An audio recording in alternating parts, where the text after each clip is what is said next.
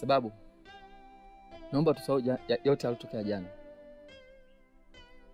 Bado nafsi yangu haipo radhi kukuacha wewe kujua matatizo. Nimwangalia hali ya mgonjwa, hali ya shemeji yangu inazidi kuwa tete. Sababu naomba uache moyo wako nyuma. Hali ya shemeji ni mbaya.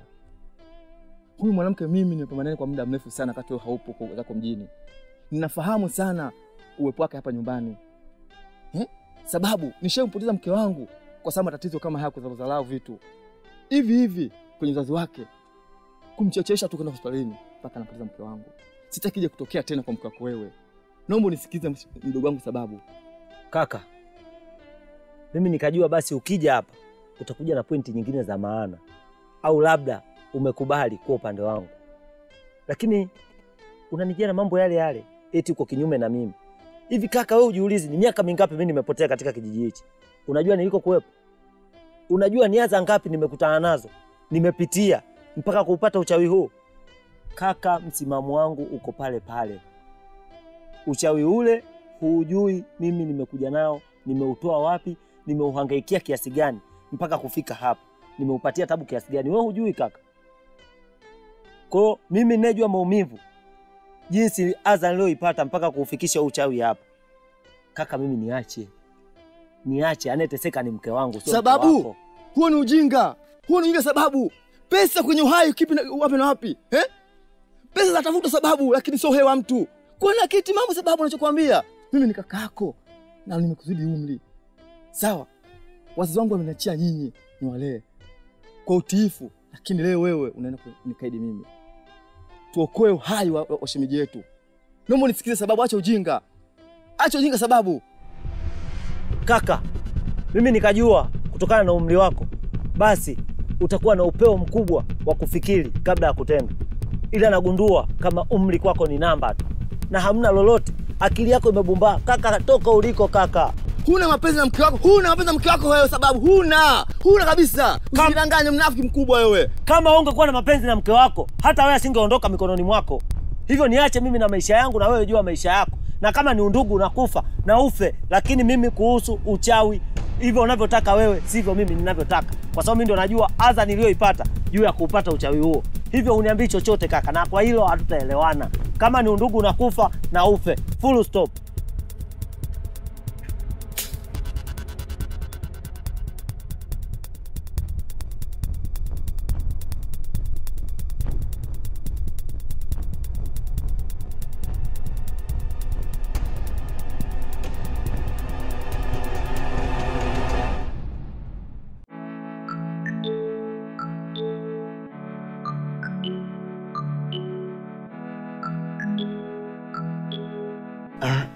Hivi kaka, vipi kuhusu ile swala langu la kwenda jeshini?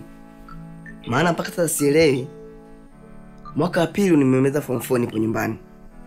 Nikitoka nyumbani shamba. Mbona nishaliweka sawa swala lako la kwenda jeshini. Hivi karibuni utaanza safari. Kinachonifanya wewe usiondoke hapa nyumbani kwanza ni kuhusu ugonjwa wa shemeji yako, mke wa Sababu.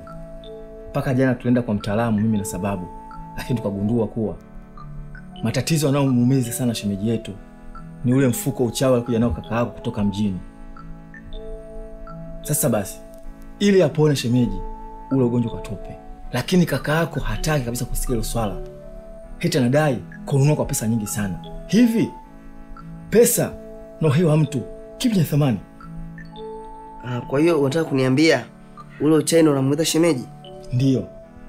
Kwa hiyo unataka tufanyaje? Sasa basi, mimi na wewe inatakiwa tuende tukauiba ule mfuko wa uchawi, tuende tukafukie. Na vile vile kuna kichupa cha maji safi kina dawa. Hiyo dawa usisahau. Naomba fanya hivyo. Wewe ndio karibu na ile nyumba ya kaka yako. Fanya hivyo utoke na ule mzigo. Basi sawa. Niachie mimi hiyo kazi. Okay, sawa.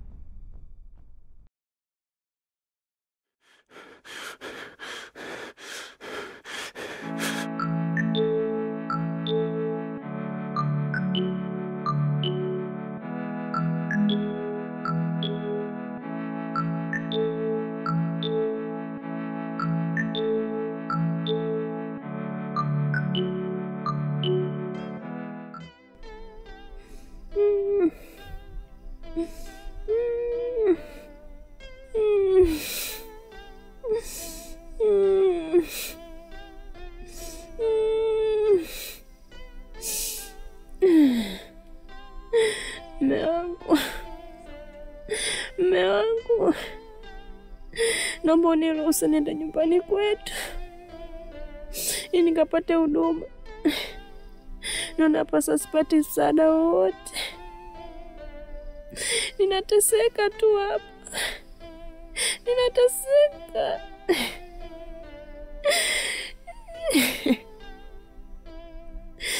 Unionea hata huruma.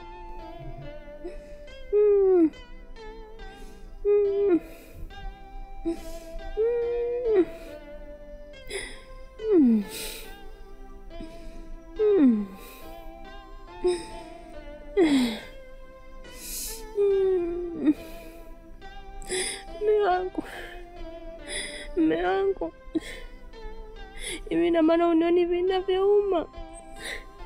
Ninaumwa mume wangu, ninaumwa jamani mimi.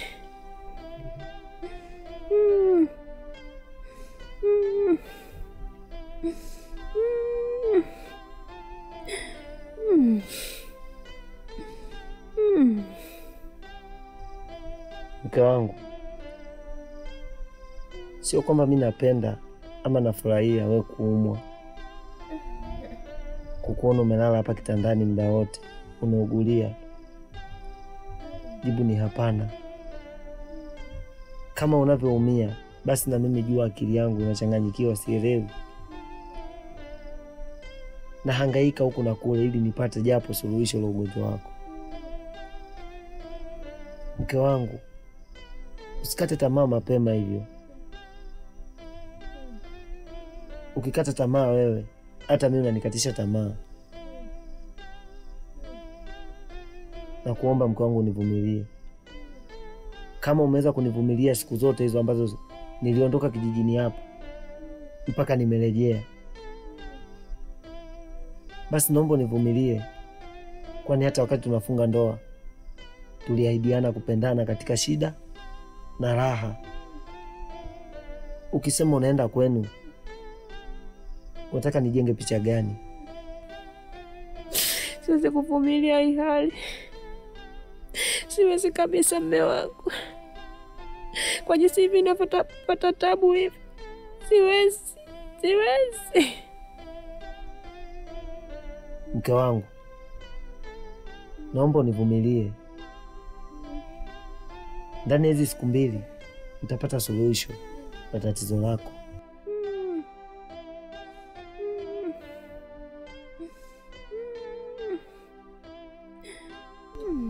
Mke wangu, nakupenda sana.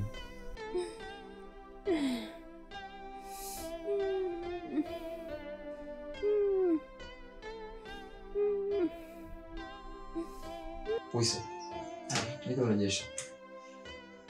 Kiukweli kaka, nimefanya kama ulivyoniagiza. Na nimeingia mpaka ndani kule anapolala shemeji. Na katika kupekua kwangu, hiko kitu nilikiona. Na wakati nataka tukichukua, shemeji akapiga chafya. Na akashtuka kutoka kwenye usingizi. Na mimi nikazuga kwamba nikashindwa kukichukua kile kitu. Okay, sasa basi itabidi tufanye siku nyingine. Chelewa utakuta mwana si wako. Ngoja yaumiza matumbo. Hivi unaonaje hili jambo tukamshirikisha shemeji? Hapana, tusifanye hivyo. Tunaweza tukaleta mtafaruku kati ya ndugu yetu Sababu na shemeji. Hapana. Hata kaka Sababu wakati anatoka mjini alimshirikisha shemeji.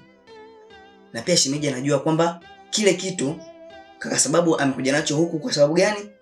Kwa sababu ya kumdhibiti mzee Ngagu. Okay.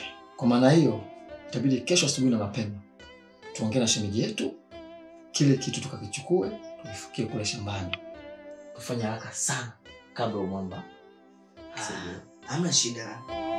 Yaani shida.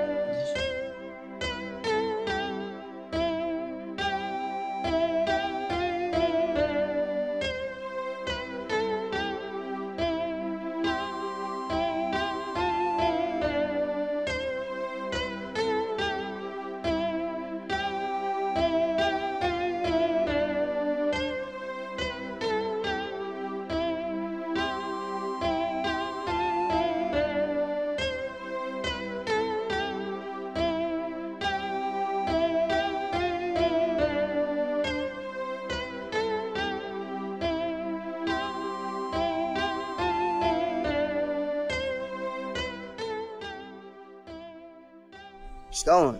Na jambo. Tena afadhali umetokea. Vipi umeamkaje?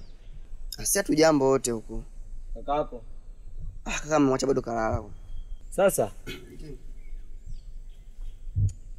nataka nitoke kidogo.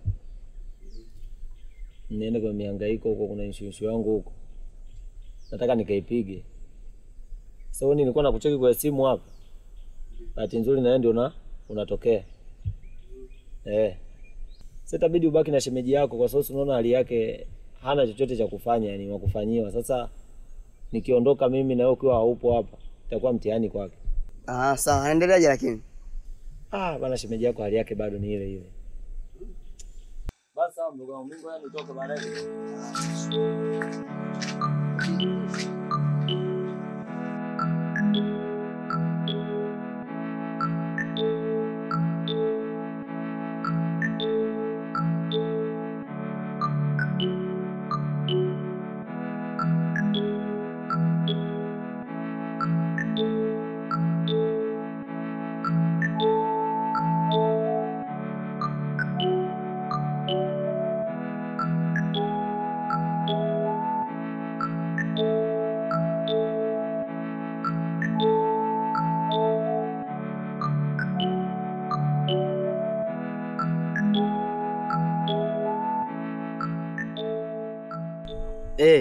Kaka Sheki.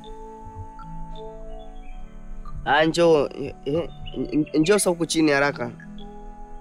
Kaka ametoka naingia tu hivi nendo ananiaga natoka. Usite kujua kaenda wapi, wewe njoo nakwambia kishatoka tayari. Achana mswaki, utapiga hata baadaye. Wewe njoo. Fanya ile issue hapa. Sawa nakusubiria wewe.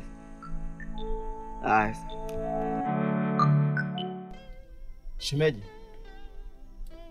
hivi sababu alikuelezea kuwa jana tulitoka kwenda kuangalia Lamni? Hapana shemeji. Sawa. Sisi tulitoka kwenda kutafuta ufumbuzi wa ugonjwa wako. Na ufumbuzi tumeshaupata. Kinachokuumiza shemeji yangu ni huo mfuko mundani alitoka nao sababu mjini kwa ajili ya mzee Ngago. Na tumeambiwa na mtaalamu ili wewe upone huo mfuko tukufukie na mpaka dawa tumepewa. La sivyo ukitoka kwako ni kwa yote ndani ya familia hii. Kama sio yeye ni mimi, kama sio mimi ni Wiso. Sasa basi ndugu yangu nimemuelezea hili swala, hataki kulisikia kabisa. Anadai huo mfuko kutoka gharama kubwa sana. Sasa shemeji, mimi na Wiso tumeamua huu mzigo tuchukue tukafanya yale aliyotuambia mtaalamu. Naomba kwanza mkae na ndugu yenu.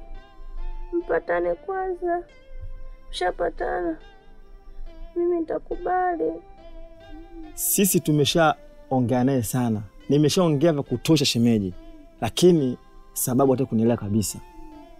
Sasa basi sisi tumeamua kuchukua haya maamuzi kwa sababu tumeshaambiwa huu mfuko mundani utaleta madhara kwenye familia. Leo umeanza kwako. Kesho kama sio kwangu basi ni kwake yeye. Kama sio yeye ni Wiso. Sasa kwa nini tufe kwa sababu ya kitu ambacho hakina maana? Ni kweli shemeji kama anachosema kaka Sheki. Mimi na kaka Sheki ndo tumekaa sana na wewe huko kijijini. Yeye wakati ukaenda huko na sisi ndo tunaumia. Lakini yeye naona haumii. Kwa sababu anaambiwa kila siku hataki kuelewa. Kwa hiyo tunachokuomba shemeji yetu uturuhusu tu tuchukue ili tuokoe maisha yako.